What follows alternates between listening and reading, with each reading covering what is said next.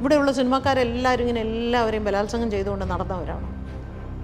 ആണോ? അതായത് ഈ പഴയ കാലഘട്ടത്തിലുള്ളവരെല്ലാവരും മാറി നിൽക്കട്ടെ, ഇനി പുതിയ ജനറേഷൻ ഞങ്ങൾ ഭരിക്കും എന്ന് ആയിക്കോട്ടെ, അങ്ങനെ തന്നെ ആകട്ടെ. പക്ഷേ ഇവിടെ രാഷ്ട്രീയത്തിലാണെങ്കിൽ പോലും ഒരു കൂട്ടായ ചർച്ചയുണ്ടാവുമല്ലോ. ഞാൻ WCCയിലെ അംഗമല്ല, അത് ഞാൻ ഇല്ലാതെ പോയത് കൊണ്ടാണ് ഞാൻ അവരെ കുറ്റപ്പെടുത്തുന്നത് എന്ന രീതിയിൽ പലരും കരുതുന്നുണ്ട്. ഈ പുറത്തുള്ള പലർക്കും അറിയില്ല യഥാർത്ഥത്തിൽ എന്താണ് അവർ ചെയ്യുന്നത് എന്നുള്ളത്. കാരണം അവരൊന്നും ചെയ്യുന്നില്ല എന്നുള്ളതാണ് എൻ്റെ സത്യം.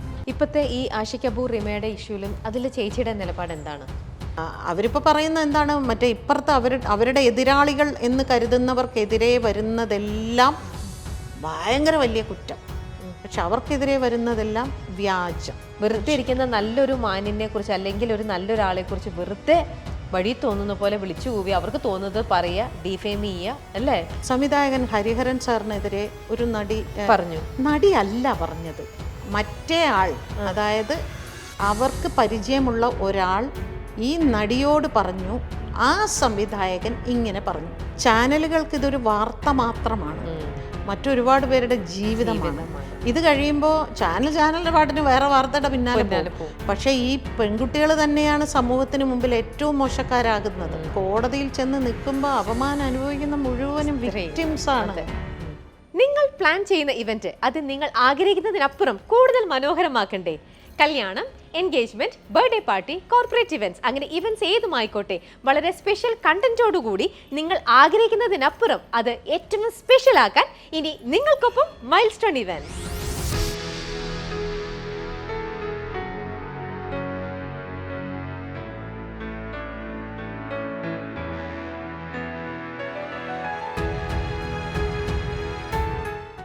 വൈരാഗ്യവും പ്രതികാരവും തോന്നുന്ന പുരുഷന്മാരെ തകർക്കാനായിട്ട് വുമൺ കാർഡ് ഇറക്കി പെടുത്തിക്കളയാം എന്ന നിലയിൽ മുന്നോട്ട് വരുന്ന സ്ത്രീകളെ എങ്ങനെ പ്രതിരോധിക്കാൻ കഴിയും? ഞാൻ അല്ലെങ്കിൽ തന്നെ ഞാൻ സംസാരിക്കുന്നതിന് ഞാൻ സ്ത്രീ വിരുദ്ധയാണെന്നാണ് പറയുന്നത്. ഇനി ഞാൻ ഇതിനും കൂടി പറഞ്ഞു ഞാൻ സ്ത്രീവിരുദ്ധതയല്ല ഞാൻ സംസാരിക്കുന്നത്. ഞാൻ വീണ്ടും വീണ്ടും പറയുന്നത്, നിങ്ങൾ ശക്തരാകൂ, നിങ്ങൾ പ്രതികരിക്കൂ. അല്ലാതെ എല്ലാം സംഭവിച്ചു കഴിഞ്ഞിട്ട് പിന്നെ വന്ന് അവൻ എന്നോട് ഇങ്ങനെ ചെയ്തു, 2 കൊല്ലം മുമ്പ് അങ്ങനെ ചെയ്തു, 3 കൊല്ലം മുമ്പ് ഇങ്ങനെ ചെയ്തു എന്ന് പറയുമ്പോൾ അവിടെ ഇതെല്ലാം നമ്മൾ കാണുന്നത് കേൾക്കുന്നതുമാണ്. കോടതിയിൽ ചെന്ന് നിൽക്കുമ്പോൾ അപമാനം അനുഭവിക്കുന്ന മുഴുവനും വിക്ടിംസാണ്.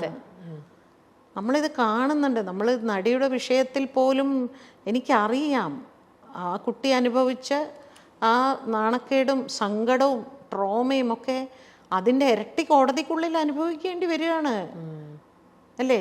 പ്രതിഭാഗത്തിൻ്റെ 8 പേര് മാറി മാറി മാറി നിന്ന് വീണ്ടും ഒരിക്കൽ കൂടെ ഇതെല്ലാം ആവർത്തിക്കുകയാണ്. നടന്ന ദുരന്തം വീണ്ടും ഒരിക്കൽ. അപ്പം ഇതെല്ലാം എല്ലാ പെൺകുട്ടികൾക്കും ഉണ്ടാകും. അങ്ങനെ ഉണ്ടാവാതിരിക്കാനാണ് നിങ്ങൾ എപ്പോഴും ഒന്ന് കെയർഫുള്ളായിരിക്കൂ. ഇപ്പോൾ ഒരിക്കൽ ഭയങ്കര കോമഡിയാണ് അത് ആലോചിച്ച് നോക്കുമ്പോൾ. ഈ നടിയുടെ വിഷയമൊക്കെ കഴിഞ്ഞതിന് ശേഷം ഒരിക്കൽ കാറിൽ രാത്രി ഒരു ചാനലിൻ്റെ ഷൂട്ടിങ് കഴിഞ്ഞ് ഒരു 12-1 മണിക്കാണ് പോകുന്നത്. അപ്പോൾ ഡ്രൈവറും ഞാനും മാത്രമേ ഉള്ളൂ. ആദ്യമായിട്ട് ഇങ്ങനെ, എൻ്റെ അമ്മേ നമ്മൾ വയസ്സായോ എന്ന് ചോദിച്ചാൽ വയസ്സായില്ലെന്ന്, വയസ്സായില്ലേ എന്ന് ചോദിച്ചാൽ വയസ്സായി, ഇതെന്തായിരിക്കും, ഇയാളെ എനിക്ക് പരിചയമില്ലല്ലോ എന്നൊക്കെ പറയും. പിന്നെ ആലോചിക്കുന്നത് എന്താ അറിയോ, ഇൻ കേസ് എന്തെങ്കിലും ഒരു അപകടം സംഭവിച്ചാൽ ഇതിനിങ്ങനെ തെളിവുണ്ടാക്കാന്നാണ് ഞാൻ അവിടെ ആലോചിക്കുന്ന മുഴുവൻ. എല്ലാത്തിനും ഞാനിപ്പോൾ ഇങ്ങനെ തെളിവ് സഹിതമാണ് ഞാൻ നടക്കുന്നത്. എല്ലാത്തിനും ഞാൻ തെളിവ് ശേഖരിക്കും കേട്ടോ. എന്നെ ഒരാൾ ഫോൺ ചെയ്താൽ പോലും ഞാൻ അത് റെക്കോർഡ് ചെയ്യുന്നുണ്ട്. ഞാൻ ഓപ്പണായിട്ട് പറയുകയാണ്, എല്ലാവരുടെ കോൾസും ഞാൻ റെക്കോർഡ് ചെയ്യുന്നുണ്ട്. എന്നിട്ട് അത് രാത്രിയാവുമ്പോൾ അതൊന്നും കാര്യമില്ല, എല്ലാം ഡിലീറ്റ് ചെയ്യും. അതുകൊണ്ട് തന്നെ എനിക്കിപ്പോൾ ആ ഭീഷണി വന്നതൊക്കെ എൻ്റെ കയ്യിൽ റെക്കോർഡ് ഉണ്ട്. അത് ഞാൻ അപ്പം തന്നെ പോലീസിന് ഞാൻ കൈമാറുന്നുണ്ട്. അപ്പോൾ ആ രാത്രിയിൽ ഞാനിങ്ങനെ ആലോചിക്കുക, ഇതിപ്പോൾ എങ്ങനെയാണ്, നിങ്ങളുടെ പേരെന്താ, നിങ്ങളുടെ വീട് എവിടെയാ, എന്നിട്ട് ഇതൊക്കെ ഞാൻ ഒരാൾക്ക് ഇങ്ങനെ മെസ്സേജായിട്ട് അയച്ചു കൊടുത്തോണ്ടേ ഇരിക്കുക. ഞാനിങ്ങനെ ഒരു വണ്ടിയിലാണ്, വണ്ടി നമ്പർ ഇതാണ്, അയാളുടെ പേര് ഇതാണ്, അയാളുടെ വീട് ഇവിടെയാണ്, പിന്നെ അയാളുടെ അപ്പോൾ അതിങ്ങനെ നമ്മൾ എപ്പോഴും പ്രിക്കോഷൻ ഇങ്ങനെ എടുക്കുക, പ്രിപ്പയർഡ് ആയിരിക്കുക. കാരണം ഇതൊരു ഭയങ്കര അപകടം പിടിച്ചൊരു ലോകത്ത് കൂടെയാണ് നമ്മളിപ്പോൾ പോയിക്കൊണ്ടിരിക്കുന്നത്. അപ്പോൾ ആ ലോകത്ത് നമ്മളെങ്ങനെ കെയർഫുള്ളായി ജീവിക്കാം എന്നുള്ളതാണ് നോക്കേണ്ടത്. ഓക്കെ. കുറ്റം ചെയ്തവരെ പോലെ തന്നെ ശിക്ഷിക്കപ്പെടേണ്ടവരല്ലേ തെറ്റായ ആരോപണങ്ങൾ പറഞ്ഞു പരത്തുന്നവരും? തീർച്ചയായിട്ടും. വെറുതെ ഇരിക്കുന്ന നല്ലൊരു മാന്യനെ കുറിച്ച് അല്ലെങ്കിൽ ഒരു നല്ലൊരാളെ കുറിച്ച് വെറുതെ വഴി തോന്നുന്ന പോലെ വിളിച്ചു കൂവി അവർക്ക് തോന്നുന്നത് പറയുക, ഡിഫെയിം ചെയ്യുക അല്ലേ ആൾക്കാർ. ഞാനിപ്പോൾ ഇന്നലെയായിട്ട് സംസാരിച്ചുകൊണ്ടിരിക്കുന്ന ഏറ്റവും പ്രധാനപ്പെട്ട ഒരു വിഷയം, സംവിധായകൻ ഹരിഹരൻ സാറിനെതിരെ ഒരു നടി പറഞ്ഞു. നടിയല്ല പറഞ്ഞത്. ആക്ച്വലി ആ നടി പറഞ്ഞത് എന്താണ്, മറ്റേ ആൾ, അതായത് അവർക്ക് പരിചയമുള്ള ഒരാൾ ഈ നടിയോട് പറഞ്ഞു ആ സംവിധായകൻ ഇങ്ങനെ പറഞ്ഞു. അതായത് ഹരിഹരൻ സാറിൻ്റെ കാര്യം. ഹരിഹരൻ സാർ അയാളോട് ഇങ്ങനെ പറഞ്ഞു എന്ന് ഇയാൾ എന്നോട് പറഞ്ഞു. പക്ഷെ ഇത് വാർത്ത വന്നത് എന്താണ്, നേരെ ഹരിഹരൻ സാറിലേക്കാണ് ഇത് പോകുന്നത്. 19 വയസ്സായ ഒരു മനുഷ്യൻ, എത്രയോ നല്ല സിനിമകൾ ചെയ്ത ഒരാൾ, എനിക്കൊക്കെ വളരെ കുട്ടിയായിരിക്കുമ്പോൾ തന്നെ പരിചയമുള്ള ഒരു മനുഷ്യൻ, ആ മനുഷ്യൻ്റെ വേദനയെക്കുറിച്ച് അദ്ദേഹം ചോദിക്കും, ഞാൻ എന്ത് തെറ്റ് ചെയ്തിട്ടാ ഭാഗ്യലക്ഷ്മി, ആ പെൺകുട്ടി എൻ്റെ പേര് എന്നോട് ഹരിഹരൻ സാർ ഇങ്ങനെ പറഞ്ഞു എന്ന് പറഞ്ഞാൽ ഓക്കെ, അത് ഞാൻ ഉത്തരം പറയാൻ ബാധ്യസ്ഥനാണ്. പക്ഷെ ഇത് ആരോ ഒരാൾ ആ സ്ത്രീയോട് പറയുന്നു, ആ സ്ത്രീ മാധ്യമങ്ങളോട് പറയുന്നു, മാധ്യമങ്ങൾ ആധികാരികമായി എൻ്റെ പേരിൽ ആ വാർത്ത ഇറങ്ങുന്നു. എന്നിട്ട് ഇന്ന് രാവിലെ ഞാൻ സംസാരിച്ച് നമ്മുടെ ഒരു കോൺഗ്രസ് പാർട്ടിയിലുള്ള ഒരു സ്ത്രീ, അവർ ഇരുന്ന് ഇദ്ദേഹത്തിൻ്റെ ഈ ഹരിഹരൻ സാറിൻ്റെ പേരുൾപ്പെടെ പറഞ്ഞ് അപമാനിക്കുന്ന രീതിയിൽ അവർ ഇൻ്റർവ്യൂവിൽ സംസാരിക്കുന്നു. ഞാൻ അവരെ വിളിച്ച് ഞാൻ ചോദിച്ചു, നിങ്ങൾ എന്തടിസ്ഥാനത്തിലാണ് ഇത് സംസാരിക്കുന്നത്, നിങ്ങളോട് ആരാണ് ഇത് പറഞ്ഞത്? അല്ല, അത് ചാനലിൽ പറഞ്ഞു. ചാനലിൽ ആര് പറഞ്ഞു? അത് ഷർമിള പറഞ്ഞു. ഷർമിള എന്ത് പറഞ്ഞു? അല്ല, ഷർമിളയോട് മറ്റേ ആൾ പറഞ്ഞു. ആണല്ലോ, ഷർമിളയോട് ഹരിഹരൻ സാർ ഇങ്ങനെ പറഞ്ഞോ? ഇല്ല, അത് പറഞ്ഞില്ല. അപ്പം നിങ്ങൾ എങ്ങനെയാണ് അത് പറയുന്നത്? അവിടെ മറ്റൊരാളുടെ വേദനയെക്കുറിച്ച് അവർക്ക് യഥാർത്ഥത്തിൽ എന്താണെന്ന് വെച്ചാൽ അവിടെ രാഷ്ട്രീയമാണ്. ഇപ്പം ഹേമ കമ്മിറ്റി റിപ്പോർട്ട് രാഷ്ട്രീയമായി ഇത് വേറൊരു തലത്തിലേക്കാണ് പോകുന്നത്.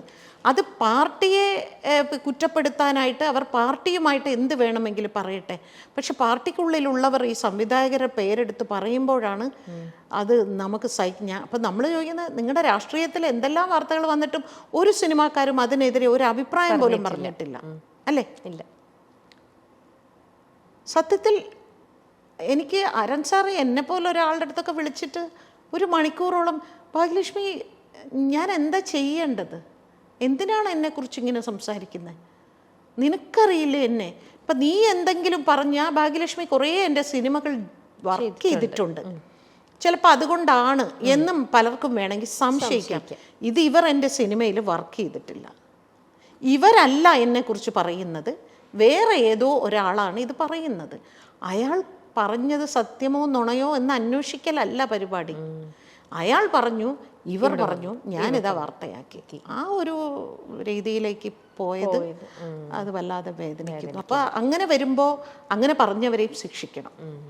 ഇത്തരത്തിൽ ഒരു വെറുതെ വല്ല ഒരു ആരോപണം പോണ വഴിക്ക് എനിക്ക് അയാളെ ഇഷ്ടമല്ല, ഞാൻ കുറേ പ്രാവശ്യം അയാളുടെ വീട്ടിൽ കയറി ചാൻസ് വെച്ചു, അയാൾ എനിക്ക് സിനിമയിൽ അവസരം തന്നില്ല, അതുകൊണ്ട് ഞാൻ അയാളെക്കുറിച്ച് ഇങ്ങനെ പറയും എന്ന് പറയുന്ന ഒരു പ്രവണത കുറച്ച് കൂടുന്നുണ്ട്. ഓക്കെ. സ്ത്രീകളെ പോലെ തന്നെ പ്രശ്നങ്ങൾ അനുഭവിക്കുന്നവർ പുരുഷന്മാരും ഉണ്ട് നമ്മുടെ ഇൻഡസ്ട്രിയിൽ. അവർക്ക് എഗെയിൻസ്റ്റ് അല്ലെങ്കിൽ അവർക്ക് വേണ്ടിയിട്ട് എന്തുകൊണ്ട് ഇങ്ങനത്തെ ഒരു സംഭവങ്ങളോ ഇതൊന്നും ഒത്തുചേരുന്നില്ല? അതിപ്പോൾ എപ്പോഴും സ്ത്രീകൾക്കെതിരെ ഇങ്ങനത്തെ കാര്യം വരുമ്പോൾ പുരുഷന്മാർ പറയുമ്പോൾ, അല്ലെങ്കിൽ ഇപ്പോൾ നിങ്ങൾ കുറ്റം ചെയ്താൽ കുറ്റം ചെയ്തു എന്ന് സമ്മതിക്കുമോ? ഇല്ലല്ലോ എന്നല്ലേ പറയുള്ളൂ. ഇപ്പം തന്നെ നോക്കൂ, ആരും മിണ്ടാതിരിക്കുന്നവരെ കൂടെ ക്രൂശിക്കുന്ന തലത്തിലേക്കാണ് വാർത്തകൾ പോകുന്നത്. ഇപ്പോൾ നമ്മുടെ ഇടയിൽ നിന്ന് ഒരു പെൺകുട്ടി ഒരു ചാനലിൽ വിളിച്ചു പറഞ്ഞു, എനിക്കൊരു പരാതിയുണ്ട്, ഞാനിങ്ങനെ ഇന്ന സിനിമയിൽ വർക്ക് ചെയ്തിട്ട് എനിക്ക് ഫുൾ സിനിമയ്ക്ക് എനിക്ക് പേയ്മെൻറ്റേ തന്നില്ല, അവർ സംഘടനയിലുള്ളവരല്ല, അപ്പോൾ എനിക്കതൊരു പരാതിയായിട്ട് ഞാൻ ചാനലിൽ സംസാരിക്കും. അത് പേയ്മെൻറ്റിൻ്റെ അല്ലേ, ഞങ്ങൾ സെക്ഷുവൽ സ്കാൻഡൽ മാത്രമേ എടുക്കുള്ളൂ എന്നാണ് പറയുന്നത്. അപ്പോൾ പുരുഷന്മാരെല്ലാവരും പറയുന്നത് ഞങ്ങൾക്ക് സംസാരിക്കാൻ സ്പേസ് കിട്ടുന്നില്ല. നമുക്ക് വേണമെങ്കിൽ നമ്മുടെ ഓൺ പ്ലാറ്റ്ഫോമിൽ സോഷ്യൽ മീഡിയയിൽ കൂടെ സംസാരിക്കാമെന്നല്ല, എനിക്കിത് പറയണം, നിങ്ങൾ വരൂ എന്ന് ചാനലുകാരോട് ചോദിച്ചാൽ അവർ വരില്ല. അവർക്കെല്ലാം വേണ്ടത് ഈ സ്ത്രീകൾ പറയുന്ന കഥകൾ ശരിയോ നുണയോ അത് വേണം. അതിൽ ഏറ്റവും ഹയസ്റ്റ് റേറ്റിംഗ് ഏത് ചാനലിനാണ് എന്നുള്ള ഒരു കോമ്പറ്റീഷനാണ് ഇപ്പം നടന്നുകൊണ്ടിരിക്കുന്നത്. അത് നമുക്ക് വ്യക്തമാണ്. ചില ചാനലുകൾ ഓരോന്നും കൊണ്ടുവരുന്ന റേറ്റിംഗിൽ മത്സരമാണ്. നിങ്ങളാണോ ബ്രേക്കിംഗ് ന്യൂസ്, ഞാനാണോ ബ്രേക്കിംഗ് ന്യൂസ്? അതുകൊണ്ട് ഇപ്പൊ ചാനലിന്റെ റേറ്റിംഗ് തന്നെ മാറി, വേറെ ചാനൽ മുമ്പിലെത്തി, അങ്ങനെയൊക്കെ. ഇപ്പൊ നമ്മുടെ ഇതൊക്കെ ഇതിന്റെയൊക്കെ താഴെ ആളുകൾ വന്ന് കമന്റ് ചെയ്ത് തുടങ്ങിയല്ലോ, ഈ നിങ്ങൾക്കിത് നേരം വെളുത്താ ഇതേ ഉള്ളോ വേറെ എന്ന് പറയുന്ന അങ്ങനെ ഒരു നെഗറ്റീവ് അടിച്ചു തുടങ്ങിയിട്ടുണ്ട് പൊതുവെ സൊസൈറ്റിയിൽ. ആൾക്കാരും കുറേ ആകുമ്പോഴേ, കാരണം ഇതെന്താ അറിയോ, ഞാൻ മനസ്സിലാക്കുന്നത് ചാനലുകൾക്ക് ഇതൊരു വാർത്ത മാത്രമാണ്, മറ്റൊരുപാട് പേരുടെ ജീവിതമാണ്. ഇത് കഴിയുമ്പോൾ ചാനലിന്റെ പാട്ടിന് വേറെ വാർത്തയുടെ പിന്നാലെ പോകും. പക്ഷെ ഈ പെൺകുട്ടികൾ തന്നെയാണ് സമൂഹത്തിന് മുമ്പിൽ ഏറ്റവും മോശക്കാരാകുന്നത്, അല്ലേ? സത്യമായ ഒരു വാർത്തയാണെങ്കിൽ പോലും പിന്നീട് അത് തെളിയിക്കുക, അതിൻ്റെ പിന്നാലെ ഓടുക എന്നുള്ളത് പെൺകുട്ടിയുടെ മാത്രം മാറുകയാണ്. അപ്പൊ അതുകൊണ്ടാണ് ഞാൻ പെൺകുട്ടികളോട് എപ്പോഴും പറയണേ, നിങ്ങളെ രക്ഷിക്കാൻ ആരും ഉണ്ടാവില്ല, ആദ്യം കാണുന്ന ഈ ആക്രാന്തം മാത്രമേ ഉണ്ടാവുള്ളൂ, നിങ്ങൾ തന്നെ നിങ്ങളെ രക്ഷിക്കണം, നിങ്ങൾക്ക് നിങ്ങൾ മാത്രമേ ഉണ്ടാവുള്ളൂ എന്ന സത്യം നിങ്ങൾ മനസ്സിലാക്കണം എന്ന് പറഞ്ഞുകൊണ്ടേയിരിക്കുകയാണ്. ഇനി അത് എത്ര സ്ത്രീവിരുദ്ധത എന്ന് പറഞ്ഞാലും ഞാൻ ഇനിയും പറയും. ഓക്കെ. WCCയിൽ എന്തുകൊണ്ട് ഒരു വിഭാഗം അഭിനേതാക്കൾ മാത്രം ഉൾപ്പെടുന്നു? ഞാനത് എത്ര പറഞ്ഞാലും അതിനെ വേറൊരു രീതിയിലാണ് പലപ്പോഴും ചിലർ ചിന്തിക്കുന്ന, പലരും അല്ല, ഇപ്പം കുറേശ്ശെ ആൾക്കാർക്ക് മനസ്സിലായി തുടങ്ങി. ഞാൻ അതിലില്ലല്ലോ, ഞാൻ WCCയിലെ അംഗമല്ല, അത് ഞാൻ ഇല്ലാതെ പോയത് കൊണ്ടാണ് ഞാൻ അവരെ കുറ്റപ്പെടുത്തുന്നത് എന്ന രീതിയിൽ പലരും കരുതുന്നുണ്ട്. പക്ഷേ ഈ പുറത്തുള്ള പലർക്കും അറിയില്ല യഥാർത്ഥത്തിൽ എന്താണ് അവർ ചെയ്യുന്നത് എന്നുള്ളത്. കാരണം അവരൊന്നും ചെയ്യുന്നില്ല എന്നുള്ളതാണ് എൻ്റെ സത്യം. ഒന്നും ചെയ്യുന്നില്ല. അവർ സിനിമ അഭിനയിക്കും, അവർക്ക് കാശ് കിട്ടുന്നില്ല. അതല്ലാതെ നമുക്ക് താഴെ ഒരുപാട് തൊഴിലാളികളുണ്ട്, സ്ത്രീ തൊഴിലാളികളുണ്ട്. അവരുടെ പ്രശ്നങ്ങൾ എന്താണ്, അവർക്ക് വേണ്ടി നമ്മൾ എന്താണ് ചെയ്യേണ്ടത് എന്നൊന്നും അവർക്ക് ഒരു വിഷയമല്ല. അതാണ് എൻ്റെ കൺസേൺ. ഞാൻ അതിനെക്കുറിച്ച് മാത്രമേ ചിന്തിക്കുന്നുള്ളൂ. അതിലെല്ലാവരും പെടും.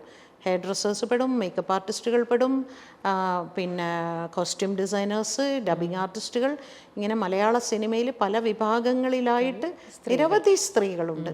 അവരാരും തന്നെ WCCയിലെ അംഗങ്ങളല്ല.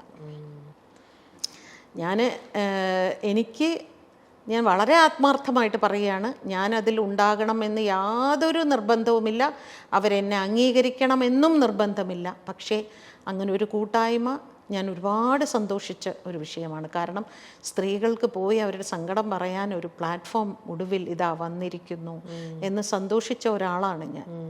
പക്ഷേ അവിടെ പലരും എന്നോട് ചോദിച്ചിട്ടുണ്ട്, മാഡം ഇപ്പം എനിക്കൊരു പരാതി ഉണ്ടല്ലോ, ഞാൻ ഇത് ആരോടാ WCCയിൽ പോയി പറയേണ്ടത്? എനിക്കറിയില്ല. ഞാൻ ആരുടെ നമ്പർ കൊടുക്കണം? രേവതിയുടെ നമ്പറോ, പത്മപ്രിയയുടെ നമ്പറോ, അഞ്ജലി മേനോൻ്റെ നമ്പറോ, പാർവതി തിരുവത്തിൻ്റെ നമ്പറോ, ആരുടെ നമ്പറാണ് ഞാൻ കൊടുക്കേണ്ടത്? അവരാധികാരികമായി ഇതാണ് ഞങ്ങളുടെ പരാതി സെൽ, അല്ലെങ്കിൽ നിങ്ങൾക്ക് പരാതിപ്പെടേണ്ട നമ്പർ എന്നവർ പ്രഖ്യാപിച്ചിട്ടുണ്ടോ? പിന്നെ അവരിത് രൂപീകരിക്കുമ്പോൾ ഈ മലയാള സിനിമയിലുള്ള എല്ലാ സംഘടനകളെയും വിളിച്ച് നിർത്തി എല്ലാവരുമായി ഒരുമിച്ച് നിന്ന് നിങ്ങളും ഞങ്ങളും ഒരുമിച്ച് ഈ കാര്യങ്ങൾ പ്ലാൻ ചെയ്യണം. സ്ത്രീകൾക്ക് ഈ രംഗത്ത് ഇന്ന പ്രശ്നങ്ങളുണ്ട്, ഈ പ്രശ്നങ്ങൾ നിങ്ങൾ പരിഹരിച്ച് തരണം എന്നൊക്കെ പറഞ്ഞ് അത് നിഷേധിക്കുമ്പോഴാണ് എതിരാളികളായി മറ്റൊരു കൂട്ടായ്മ ഉണ്ടാക്കേണ്ടത്. അങ്ങനെയൊന്നും ഇവിടെ നടന്നിട്ടില്ലല്ലോ. ഇപ്പോൾ 2 ദിവസം മുമ്പ് റിമ കല്ലിങ്കൽ ഒരു ഇൻ്റർവ്യൂവിൽ പറയുന്ന കേട്ടു ഏഷ്യാനെറ്റിൽ, അവർ എല്ലാ സംഘടനകളെയും വിളിച്ചു, ആരും വന്നില്ല. എങ്ങനെ വിളിച്ചു? ഞാൻ എല്ലാ സംഘടനയിലെ അപ്പർ ബോഡി ഞാൻ ചോദിച്ചു.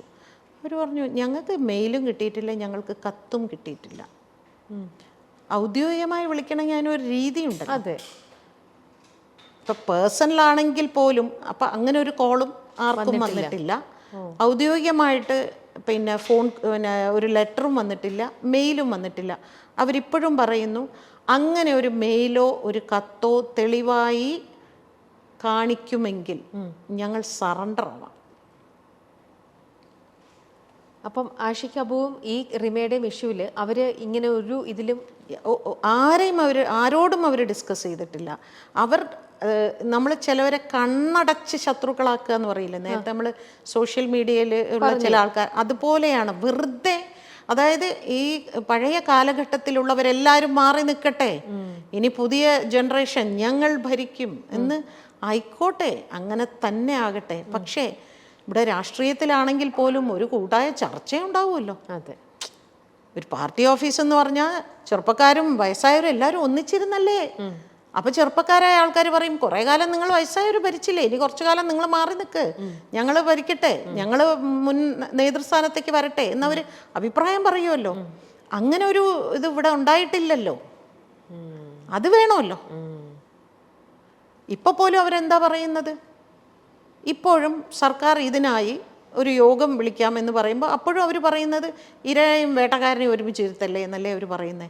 ആരാണ് വെറുതെ ആളുകളെ വേട്ടക്കാരൻ എന്നൊക്കെ പറയുന്നത്? ഇവിടെയുള്ള സിനിമാക്കാരെല്ലാവരും ഇങ്ങനെ എല്ലാവരെയും ബലാത്സംഗം ചെയ്തുകൊണ്ട് നടന്നവരാണോ? ആണോ?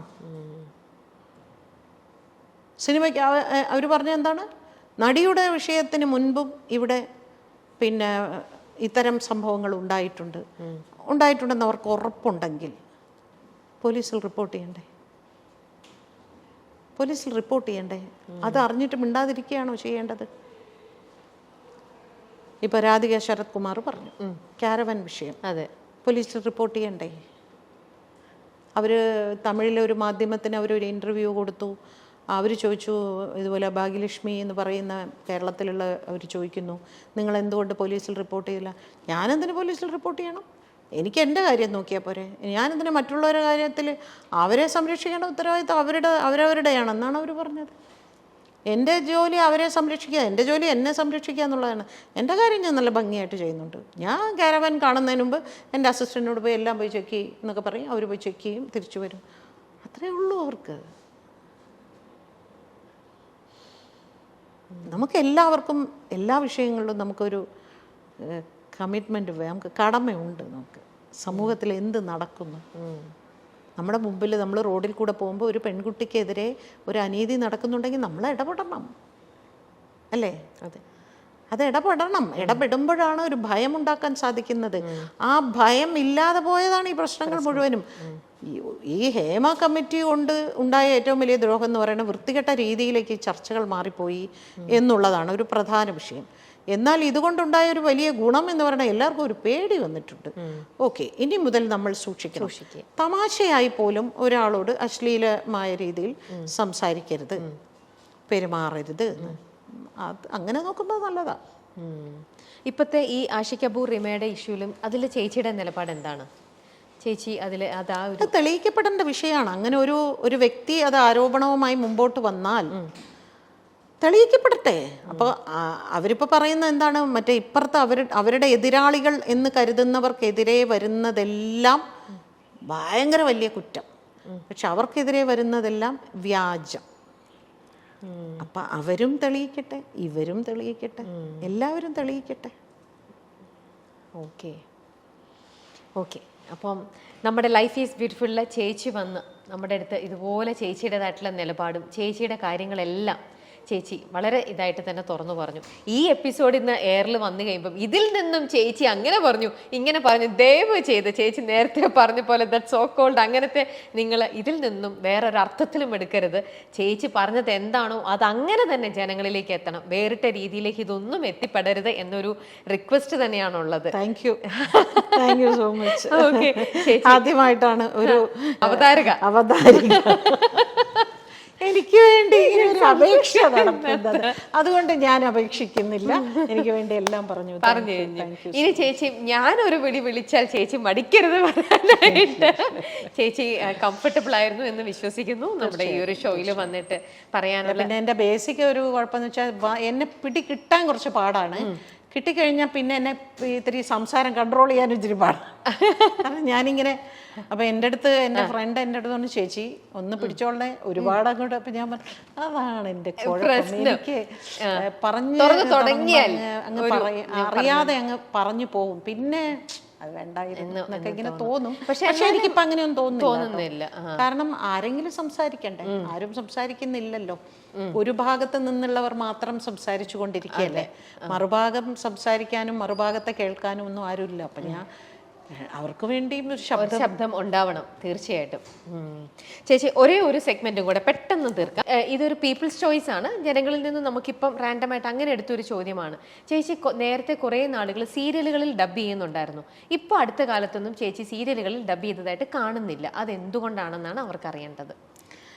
സീരിയല് ഒന്ന് ലാസ്റ്റ് ഞാൻ ചെയ്ത കുങ്കുമപ്പൂവ് എന്ന് പറയുന്ന സീരിയലായിരുന്നു, ആശാചരത്തിന് വേണ്ടി. അപ്പം ഞാൻ കുറേ അധികം സീരിയലുകൾ ചെയ്തുകൊണ്ടിരുന്നപ്പോൾ കണ്ട ഒരു കാര്യം, ഇപ്പോൾ ഡബ്ബിംഗ് സ്റ്റുഡിയോയിൽ നമ്മൾ ചെല്ലുമ്പോൾ, ഇപ്പം നമ്മളൊരു സിനിമയ്ക്ക് ഡബ്ബിംഗ് സ്റ്റുഡിയോയിൽ പോരുമ്പോൾ അവിടെ സംവിധായകനുണ്ടാവും, അസിസ്റ്റൻറ്റ് ഡയറക്ടർ ഉണ്ടാവും, പ്രൊഡ്യൂസർ ഉണ്ടാവും, സൗണ്ട് എഞ്ചിനീയറും എല്ലാവരും ഉണ്ടാവും. അപ്പോൾ നമ്മൾ ചെല്ലുമ്പോൾ നമുക്ക് വളരെ പ്രോപ്പറായിട്ട് ഓരോ സീനിൻ്റെ സ്ക്രിപ്റ്റ് നമ്മുടെ മുമ്പിൽ ഡയലോഗ്സ് റെഡിയാക്കി വെച്ചിട്ടുണ്ടാവും. നമ്മളവിടെ ചെല്ലുന്നു, വായിക്കുന്നു. പക്ഷെ സീരിയലിൽ അങ്ങനെ ഒരു സംഭവം ഇല്ല. സീരിയൽ അവിടെ ചെല്ലുമ്പോൾ ഒരു സൗണ്ട് എഞ്ചിനീയർ മാത്രമേ അവിടെ ഉണ്ടാവാറുള്ളൂ. ഈ സൗണ്ട് എഞ്ചിനീയറുടെ കയ്യിൽ കെട്ടുകണക്കിന് സ്ക്രിപ്റ്റ് ഉണ്ടാവും. അതിൽ നിന്ന് അദ്ദേഹം നമ്മുടെ കയ്യിൽ കുറച്ച് തരും. നമ്മൾ അവിടെ ഇരുന്ന് അത് ഹെഡ്ഫോൺ വെക്കുന്നു, കേൾക്കുന്നു, ഡബ് ചെയ്യുന്നു, പോകുന്നു. അത് നമ്മൾ തെറ്റാണോ പറയുന്നത് എന്ന് പറയില്ല സൗണ്ട് എഞ്ചിനീയർ. മോഡുലേഷൻ, കഴിഞ്ഞ ഡയലോഗും ഈ ഡയലോഗും തമ്മിലുള്ള മോഡുലേഷൻ എന്താണ്, അതിൽ ഗ്രാമർ പ്രോബ്ലം ഉണ്ടോ, മോഡുലേഷൻ ബോറടിക്കുന്നുണ്ടോ, പറഞ്ഞ ഡയലോഗ് വ്യക്തമാണോ, ഒന്നും പറഞ്ഞു തരാൻ അവിടെ ആരുമില്ല. അപ്പം നമ്മളൊരു ജോലി ചെയ്യുമ്പോൾ നമ്മളെപ്പോഴും അതിൽ കൂടി ഒരുപാട് പഠിക്കണം അല്ലേ. നമ്മളിതിൽ കൂടി പലതും പഠിക്കും. ഇപ്പം ഞാൻ ഇരുന്ന് സംസാരിക്കുമ്പോൾ രമ്യ പലതും പഠിക്കുന്നുണ്ട്. ഒന്ന് ഒരു രംഗത്തെക്കുറിച്ച് പഠിക്കുന്നു, കുറേ ആളുകളുടെ കാഴ്ചപ്പാടുകളെ കുറിച്ച് പഠിക്കുന്നു. അതൊക്കെ നമുക്ക് ലൈഫിൽ കിട്ടുന്ന പഠനം, ലേണിംഗ് എക്സ്പീരിയൻസസ് അല്ലേ. അപ്പോൾ ആ രീതിയിൽ നോക്കുമ്പോൾ അവിടെ നിന്ന് ഞാൻ ഏകദേശം 10,000-4,000 സിനിമ കഴിഞ്ഞിട്ട് സീരിയലിൽ പോയ ഒരാളായതുകൊണ്ട് ഞാൻ നോക്കുമ്പോൾ എനിക്ക് അവിടെ നിന്ന് പഠിക്കാനൊന്നുമില്ല. പക്ഷേ ഞാൻ പഠിച്ചത് പലതും മോശമാകുന്നുമുണ്ട്. കാരണം കുറേ കാലം ഒരു സീരിയൽ എന്ന് പറയുന്ന 3 വർഷമൊക്കെ പോകുന്നുണ്ടേ. ഈ 3 വർഷം നമ്മളിങ്ങനെ അപ്പം നമ്മളൊരു മൊണോട്ടണസ് ആയി പോകുക, നമ്മൾ ഒന്നും ഡെവലപ്ഡ് ആവുന്നില്ല. എന്നാൽ പിന്നെ നമുക്ക് നെക്സ്റ്റ് അട്രാക്ഷൻ എന്ന് പറഞ്ഞാൽ അതിൻ്റെ ഫൈനാൻസ് ആണ്. സിനിമയുടെ അത്രയും വരുമാനം നമുക്ക് അതിൽ നിന്ന് കിട്ടുന്നുമില്ല. അപ്പം എന്താണ് നമുക്ക് അതുകൊണ്ടുള്ള ഒരു പ്രയോജനം എന്ന് ചോദിക്കുമ്പോൾ പ്രത്യേകിച്ച് ഒന്നുമില്ല. അപ്പോൾ ചിലപ്പോൾ എൻ്റെ ഒരു ബേസിക് നേച്ചർ ചിലപ്പോൾ ഞാൻ ഇറിറ്റേറ്റഡ് ആവും. ഡബ്ബിങ് സ്റ്റുഡിയോയിൽ വെച്ച് ഇത് തന്നെയല്ലേ ഞാൻ ഇന്നലെയും പറഞ്ഞ ഡയലോഗ്, ഇത് തന്നെയല്ലേ ഞാൻ കഴിഞ്ഞ മാസത്തെ എപ്പിസോഡിലും പറഞ്ഞത്, ഇങ്ങനെ ഞാൻ ചോദിക്കും. അപ്പം ഞാൻ വിചാരിച്ചു നമ്മളവിടെ പോയി ഇരിക്കുന്നോണ്ടല്ലേ നമ്മളവർ തിരുത്താൻ ശ്രമിക്കുന്നത്, പോയിരുന്നില്ലെങ്കിൽ പ്രശ്നമില്ലല്ലോ, ആ മേഖല അങ്ങനെയാണ്. അങ്ങനെ ഞാൻ പറഞ്ഞു ഇനി ഞാൻ പിന്നെ എന്നോട് പല ഡയറക്ടേഴ്സും എന്നോട് പറയുമായിരുന്നു, ഭയങ്കര ബോറാവുന്നുണ്ട് കേട്ടോ, കാരണം ഇതേ ശബ്ദം തന്നെയല്ലേ പിന്നീട് നമ്മൾ മലയാള സിനിമയിലേക്കും വിളിക്കുന്നത്, അപ്പം സീരിയൽ ശബ്ദം അല്ലെങ്കിൽ അങ്ങനെ ഒരു ഇത്. അപ്പം പിന്നെ ഞാൻ പക്ഷെ ചേച്ചി ചെയ്തത് സീരിയലിലെ തന്നെയാണെങ്കിലും ഈ പറഞ്ഞ ആശ ചേച്ചിക്ക് വേണ്ടി ചെയ്തത്, പിന്നെ ആകാശദൂതിൽ ചിപ്പി ചേച്ചിക്ക് വേണ്ടി ചെയ്തത്, കൂടത്തായിൽ മുക്തിക്ക് വേണ്ടി ചെയ്തത്, അതെല്ലാം വളരെ ബോൾഡായിട്ടുള്ള ക്യാരക്ടേഴ്സ് ആയിരുന്നു ഈ പറഞ്ഞതെല്ലാം. അതപ്പോൾ ചേച്ചി കോൺഷ്യസ്ലി ആ കഥാപാത്രം ഇങ്ങനെയാണെന്ന് മനസ്സിലാക്കിക്കൊണ്ടാണോ ചേച്ചി അപ്പം അത് ചെയ്തത്? ശ്രീ ഗുരുവായൂരപ്പൻ എന്ന് പറയുന്ന സീരിയലിൽ കുറൂരമ്മയുടെ ഒരു ക്യാരക്ടർ അത് ചെയ്യുമ്പോൾ അതിലിങ്ങനെ ശ്രീകൃഷ്ണനോട് സംസാരിക്കുന്ന മാതിരി കുറേ ഡയലോഗൊക്കെ ഉണ്ട്. അപ്പം അതിൻ്റെ കമൻറ്റ് കാണാം യൂട്യൂബിലൊക്കെ. ശരിക്കും അവർ സംസാരിക്കുമ്പോൾ അവർ എന്തൊരു ഭക്തിയാണ് അവരുടെ, അതെന്ന് വെച്ചാൽ നമ്മുടെ ഒരു ഇൻവോൾവ്മെൻ്റ് ആണ്. അതിൽ ഒരുപാട് നമുക്ക് പുരാണങ്ങളിൽ മനസ്സിലാക്കാനുള്ള ഒരുപാട് കാര്യങ്ങളുണ്ടായിരുന്നു. ഭയങ്കര രസമായിരുന്നു. ഞാൻ ഒരുപാട് ഇൻവോൾവ്മെൻറ്റോട് കൂടിയാണ് അത് ചെയ്തത്. കൂടത്തായി എന്ന് പറയുന്നത് നമ്മളെല്ലാവരും ഉറ്റുനോക്കുന്ന ഒരു വിഷയമായിരുന്നു. അപ്പം എന്താണ് ആ ക്യാരക്ടർ എന്ന് അത് കൂടാതെ അറിയാനുള്ള കുങ്കുമച്ചെപ്പ് എനിക്ക് തോന്നുന്നു ആദ്യമായിട്ടാണ് ആശാ ശരത് എന്ന് പറഞ്ഞ ഒരു ആർട്ടിസ്റ്റിനെ പെട്ടെന്നൊരു ഡിഫറെൻ്റ് ആയിട്ടുള്ള ഒരു ആർട്ടിസ്റ്റ്, അപ്പോൾ അവർക്ക് ഡബ് ചെയ്യാനുള്ള ഒരു ഇത് അങ്ങനെ ഞാനായിട്ട് അങ്ങനെ സെലക്ട് ചെയ്യുന്നത്. ഇപ്പോൾ KK രാജീവിൻ്റെയൊക്കെ നല്ല സീരിയൽസൊക്കെ വർക്ക് ചെയ്തിട്ടുണ്ട് ഞാൻ. അപ്പോൾ നമുക്കവിടെ ചെന്നിരിക്കുമ്പോൾ നമുക്കിങ്ങനെ ഉത്സാഹം വരണം, എന്തായിരിക്കും അടുത്തത്, എന്തായിരിക്കും അത് വന്നില്ലെങ്കിൽ പിന്നെ നമ്മൾ വെറുതെ ചെയ്തിട്ട് അതുകൊണ്ടാണ് ഞാൻ സീരിയൽസ് ഒഴിവാക്കി. ഇപ്പം ഈ സീരിയൽ എന്ന് പറയുന്ന എല്ലാം തന്നെ മെഗാ സീരിയലായി പോകുന്നത് കൊണ്ട് തന്നെ കുറേ നാളത്തെ ടൈം എടുക്കും. ഇപ്പം ചിപ്പി ചേച്ചിക്ക് വേണ്ടിയിട്ട് ചേച്ചി ചെയ്തിരുന്നു, പക്ഷെ അതിനുശേഷം ഇപ്പോൾ ലാസ്റ്റ് ഏഷ്യാനെറ്റിൽ ചിപ്പി ചേച്ചി വേറൊരു സീരിയൽ ചെയ്തപ്പോൾ അവിടെ ദേവി എന്ന് പറഞ്ഞ ഒരു ഡബിങ് ആർട്ടിസ്റ്റാണ് അവിടെ ചെയ്തത്. അപ്പം അങ്ങനെ വരുമ്പോൾ ഇത്രയും നാളും ഈ മെഗാ സീരിയലിൽ ഇങ്ങനെ ഡെയിലി കാണുന്നതാണല്ലോ സീരിയൽ, അപ്പോൾ അവിടെയൊക്കെ ഭാഗ്യലക്ഷ്മി ചേച്ചിയുടെ ശബ്ദം കേട്ട് വന്നിട്ട് പെട്ടെന്ന് അവിടെ വേറൊരാൾ വന്ന് ശബ്ദം മാറ്റി വേറൊരാളിലൂടെ കാണുമ്പം അപ്പോൾ അത് ആർട്ടിസ്റ്റുകൾ ഡിമാൻഡ് ചെയ്യാറുണ്ട്, ഇല്ല ചേച്ചി തന്നെ വന്നാലേ ശരിയാവുള്ളൂ എന്ന്, എൻ്റെ ശബ്ദം അങ്ങനെ തന്നെ നിൽക്കട്ടെ, ചേച്ചി തന്നെ പറഞ്ഞ ആർട്ടിസ്റ്റുകൾ ഡിമാൻഡ് ചെയ്യുമോ, അല്ലെങ്കിൽ അതേപോലെ തന്നെ പബ്ലിക് ആണെങ്കിലും പെട്ടെന്ന് കേട്ട ശബ്ദം മാറ്റി വേറൊരാളുടെ ശബ്ദം കേൾക്കുമ്പം അവിടെ പബ്ലിക്ക് ആക്സെപ്റ്റ് ചെയ്യുന്ന രീതിയിൽ മാറ്റം വരികയോ അങ്ങനെയും ചെയ്തിട്ടുണ്ടോ? സിനിമയിൽ അങ്ങനെ ആർട്ടിസ്റ്റുകൾ പറയാറുണ്ട്, പക്ഷേ എൻ്റെ ഒരു വ്യക്തിപരമായ അഭിപ്രായം സിനിമയിലാണെങ്കിലും സീരിയലിലാണെങ്കിലും അങ്ങനെ ഒരു ഡബ്ബിംഗ് ആർട്ടിസ്റ്റുകൾ സജസ്റ്റ് ചെയ്യാൻ പാടില്ല. ആണോ? കാരണം നമ്മൾ ആർട്ടിസ്റ്റുകൾക്കല്ലല്ലോ വോയിസ് കൊടുക്കുന്നത്, കഥാപാത്രത്തിനല്ലേ. ഓരോ കഥാപാത്രവും ഡിഫറെൻ്റ് അല്ലേ.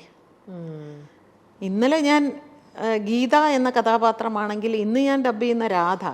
ഗീതയും രാധയും രണ്ട് സാഹചര്യങ്ങളിൽ ജീവിക്കുന്ന സ്ത്രീകളാണ്.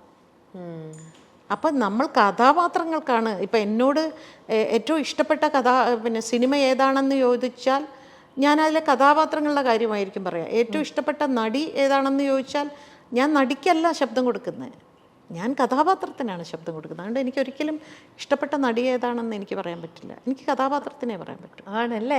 ഇപ്പം ചേച്ചി അറിഞ്ഞെന്ന് എനിക്കറിയില്ല, കൂടത്തായിലും മുക്തയ്ക്ക് വേണ്ടിയിട്ട് ചേച്ചി ചെയ്തിരുന്നല്ലോ. അതിനുശേഷം ഈ മുക്ത തന്നെ നമ്മൾ എന്ന് പറഞ്ഞ സീരിയൽ ചെയ്തു. അതപ്പോൾ വേറൊരാളായിരുന്നു. അന്ന് ചെയ്ത സമയത്ത് അതിൽ ആദ്യത്തെ 2 ആഴ്ച ഫുൾ കമൻറ്റ് ഉണ്ടായിരുന്നു, മുക്തയ്ക്ക് ഭാഗ്യലക്ഷ്മി ചേച്ചി തന്നെ മതിയായിരുന്നു, ഇന്നയാൾ ഇതല്ല, ഞങ്ങൾക്ക് അതുകൊണ്ട് ആക്സെപ്റ്റ് ചെയ്യാൻ പറ്റുന്നില്ല, ഞങ്ങൾക്ക് ആ ശബ്ദം തന്നെ വേണം എന്നും പറഞ്ഞിട്ട് കുറേ കമൻസ് വന്നിരുന്നു. അത് ചേച്ചി കണ്ടോന്ന് എനിക്കറിയില്ല. ഞാൻ ഇപ്പൊ ആദ്യമായിട്ട് കേൾക്കാം. അന്ന് അങ്ങനെ കുറെ പറയുന്നത്. അപ്പൊ പബ്ലിക് അങ്ങനെ ഡിമാൻഡ് ചെയ്യുന്നുണ്ട്. അത് വേറൊരു സൈഡ് ഉണ്ട്. കാരണം അവർക്ക് എത്രയാന്ന് പറഞ്ഞാലും ഒരാളിലൂടെ അവർ ആ കഥാപാത്രമായിട്ട് മാത്രമല്ലല്ലോ കാണുന്നത്, ഒരാൾ പ്രസന്റ് ചെയ്യുമ്പം ആ വ്യക്തിയെയും കൂടെ അവർ കാണുകയാണ്. ഇപ്പൊ കുറേ വർഷങ്ങൾക്ക് ശേഷം ശോഭന ഇപ്പൊ ലാസ്റ്റ് വന്നത് വരനെ ആവശ്യമുണ്ട് സിനിമയിലായിരുന്നു, അത് ഞാനായിരുന്നു ഡബ് ചെയ്ത്. പക്ഷെ ഇപ്പൊ ശോഭന വീണ്ടും മോഹൻലാലിന്റെ കൂടെ ഒരു സിനിമ ചെയ്യുന്നത്, ഞാനാവണം എന്നില്ല, അത് ചിലപ്പോ വേറെ ആരെങ്കിലും ആയിരിക്കും. അതിപ്പോൾ നമുക്ക് കുറ്റം പറയാൻ പറ്റില്ല. അത് ആ കഥാപാത്രത്തിന് ചിലപ്പോൾ അവർക്ക് തോന്നിയിരിക്കാം ഇത്രയും കാലം കേട്ട ഭാഗ്യലക്ഷ്മിയുടെ ശബ്ദം വേണ്ട എന്ന് തോന്നുന്നുണ്ടാകാം. അത് നമുക്ക് കുറ്റം പറയാൻ പറ്റില്ല. ഞാൻ അതിനങ്ങനെ അതാണ് ആ പ്രൊഫഷനോടുള്ള എൻ്റെ ഒരു ഇഷ്ടം എന്ന് പറയുന്നത്. അതിനെ അങ്ങനെ നമ്മൾ എടുക്കുമ്പോൾ നമ്മൾ ഭയങ്കര പീസ് ഓഫ് മൈൻഡ് ആയിരിക്കും നമുക്ക്. അല്ലെങ്കിൽ നമ്മൾ വിചാരിക്കും കണ്ടില്ലേ അയാൾ എന്നെ വിളിച്ചില്ല, പിന്നെ നമുക്ക് അയാളോട് ഒരു ശത്രുത, നമ്മൾ അതിനങ്ങനെ കാണരുത്. നമ്മൾ അതിനെ ഒരു സിനിമയോടുള്ള പാഷൻ, ആ കലയ്ക്ക് വേണ്ട ഗുണങ്ങൾ എന്തൊക്കെയാണ് അങ്ങനെ കണ്ടാൽ മതി. അപ്പോൾ ഈ പറഞ്ഞ മാതിരി ഞാൻ കുറേ കാലം ഡബ് ചെയ്തു. ദേവിയുടെ ശബ്ദം മറ്റൊരു കഥാപാത്രത്തിനാണ് വരുന്നത്. സോ അത് കറക്റ്റാണ്. ഓക്കെ. ഇനി നമ്മുടെ സിനിമയിൽ ഇപ്പം എല്ലാം ഈ നേരത്തെ പോലത്തെ ഈ ഒരു പാറ്റേണിൽ നിന്ന് മാറി ഇപ്പോൾ സ്പോട്ട് ഡബിങ്ങും കൂടുതലായിട്ട് വരുന്നുണ്ട്. സീരിയലിലും അത് ഇപ്പം വരുന്നുണ്ട് അല്ലേ? സീരിയലിൽ സ്പോട്ട് ഡബിങ് ഇമ്പോസിബിൾ ആണ്, നടക്കുകയില്ല. ആണോ? ടെലിഫിലിം ഒക്കെ അങ്ങനെയൊക്കെ വരും, സീരിയൽസിൽ പറ്റില്ല, ഒരിക്കലും പറ്റില്ല. കാരണം ഒരു ദിവസം 5 എപ്പിസോഡ് തീർക്കുക എന്നുള്ളതാണ് അവരുടെ ടാർഗറ്റ്.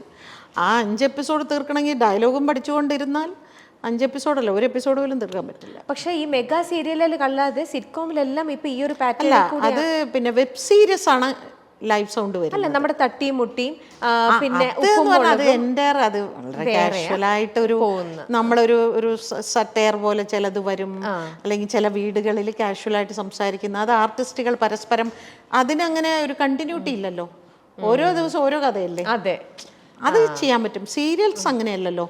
സീരിയൽസ് ഒരമ്മ, ഒരു മരുമകള്, ഒരു മകള്, ഒരു ഇങ്ങനെ തുടർന്ന് അപ്പം ഇന്നലെ നടന്നതിൻ്റെ കണ്ടിന്യൂട്ടിയാണ് നാളത്തേൻ്റെയാണ് മറ്റേത്, അത് ബുദ്ധിമുട്ടാണ്. ഓക്കെ ഓക്കെ ചേച്ചി, താങ്ക് യു. അപ്പോൾ താങ്ക് യു സോ മച്ച്. ഒരുപാട് സന്തോഷം. ഞങ്ങളുടെ ഈ ഒരു സമയം എന്താ പറയുക, ഞങ്ങളുടെ ഈ ഒരു സ്റ്റുഡിയോയിൽ ഞങ്ങൾക്ക് വേണ്ടിയിട്ട് ഇത്രയും സമയം ചേച്ചി ഇങ്ങനെ നല്ല ഫ്രീ ആയിട്ട് തന്നെ ഇരുന്ന് തന്നു. ചോദ്യങ്ങൾക്കെല്ലാം ചേച്ചി നല്ല രീതിയിൽ തന്നെ ആൻസർ ചെയ്ത് തന്നു. ഒരുപാട് സന്തോഷമുണ്ട്. ഞാൻ നേരത്തെ പറഞ്ഞ റിക്വസ്റ്റ് വീണ്ടും ഒന്നും കൂടെ നിങ്ങളുടെ അടുത്ത് പറയുന്നു, തെറ്റിദ്ധരിക്കപ്പെടരുത്. ആരാണെങ്കിലും ഇതുപോലത്തെ സെലിബ്രിറ്റികൾ വന്ന് അവർ മനസ്സ് തുറക്കുന്ന ഒരു വേദിയാണ് ഇത്തരത്തിലുള്ള ഇൻ്റർവ്യൂവും കാര്യങ്ങളൊക്കെ. അതിനെ അവരുടെ കാഴ്ചപ്പാടിൽ നിന്നും കൂടെ വേണം, അവരെന്തുകൊണ്ട് അത് പറയുന്നു എന്നും കൂടെ അറിഞ്ഞിട്ട് വേണം ദയവ് ചെയ്ത് നമ്മുടെ ഈ പ്രേക്ഷകർ കമൻറ്റ് ചെയ്യാൻ വരുന്ന ആൾക്കാർ അവിടെ കമൻറ്റ് ചെയ്യാനായിട്ട്. Thank you so much.